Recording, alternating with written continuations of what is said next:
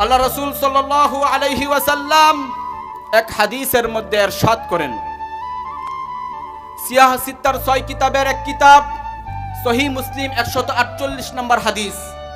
নবী বলেন, লা তাকুমুস সাআতু হাত্তা লা ইউকাল ফিল আরদ আল্লাহ আল্লাহ।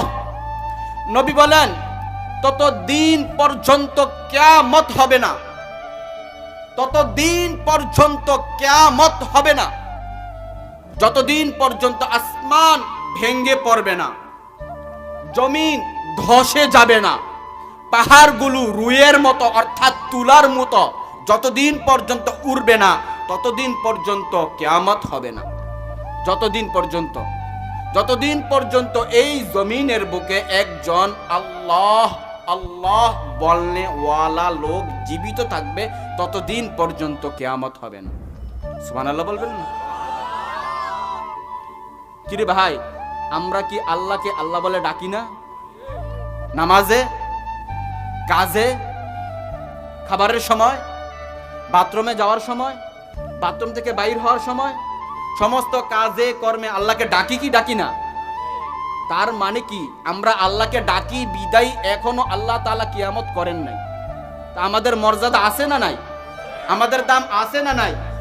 তো আল্লাহকে প্রশ্ন করলাম, আল্লাহ আমাদের চেহারা তো সুন্দর না, আমরা কালো, আমাদের নাকটা একটু বোচা হইলে বোচা বইলা ডাক দেয়, একটু অন্ধ হইলে অন্ধ বইলা ডাক দেয়, কানা হইলে কানা বইলা ডাক দেয়, ল্যাংরা হইলে ল্যাংরা বইলা ডাক দেয়, গরিবদেরকে দেখতে পারে না, অসহায়দেরকে দেখতে পারে না, যাদের শরীরে ভালো কাপড় নাই তাদেরকে সমাজের মধ্যে কোনো মূল্যায়ন করে না, তাদেরকে কোনো দাম দেয় না, তাদের কোনো ইজ্জত নাই। আমরা এত গরিব হওয়ার পরেও, এত অসহায় হওয়ার পরেও বলতেছো কেন তোমার এত মায়া লাগাইয়া, কেন তোমার এত দয়া লাগাইয়া বলতেছো এই যে তোমরা যে আমি আল্লাহকে আল্লাহ বলে ডাক দাও, আল্লাহকে আল্লাহ বলে ডাক দাও, এই কারণেই তো আমি আল্লাহ তাআলা এখনো কিয়ামত করি না।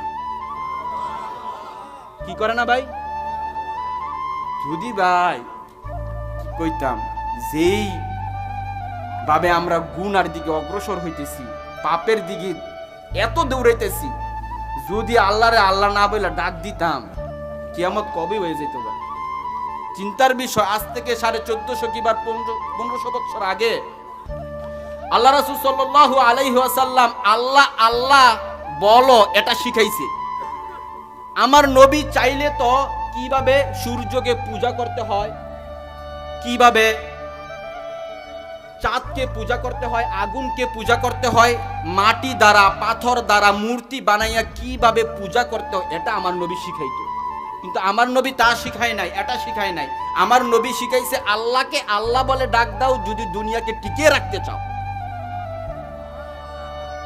আল্লাহ ওয়ালাদেরকে যদি টিকিয়ে রাখতে চাও, বড় বড় হুজুরদেরকে যদি টিকিয়ে রাখতে চাও, এই বুখারী শরীফ, মুসলিম শরীফ, আবু দাউদ শরীফ, তারপরে মসজিদ, মাদ্রাসা, মুসলিম, ইসলাম, এরপরে আপনার পবিত্র কোরআন শরীফ, বাইতুল্লাহ শরীফ, যাহাই বলেন না কেন সবকিছুকে যদি টিকিয়ে রাখতে চাও আল্লাহকে আল্লাহ বলে ডাকো। কাকে ডাক দিতে বলছেন? আল্লাহকে আল্লাহ বলে ডাক দিতে বলছেন। হাদিসের ভাষায় তো এটাই তো বুঝি আমরা। এমন এক সময় আসবে আল্লাহকে আল্লাহ বলে ডাক দেওয়ার মতো মানুষ খুঁজে পাবে না, তখন আল্লাহ বলবে এখনই সময়, কিয়ামত করো, সবকিছু ধ্বংস করো। একদিন তো কিছুই ছিল না, আল্লাহ আল্লাহ বলার মতো মানুষও ছিল না, ফেরেশতাও ছিল না, কোনো কিছুই ছিল না। আল্লাহ তাআলা কোনো কিছু বানানোর প্রয়োজনও মনে করে নাই। আল্লাহ তাআলা বানানোর প্রয়োজন মনে করলেন তো আমি আল্লাহকে আল্লাহ বলে ডাক দিবে, স্বীকৃতি দিবে। এই জন্যই তো আমি আল্লাহ তাআলা দুনিয়াকে বানাইলাম, মানুষ বানাইলাম, ইবাদত করার মতো সুযোগ দিয়ে দিলাম। সুবহানাল্লাহ।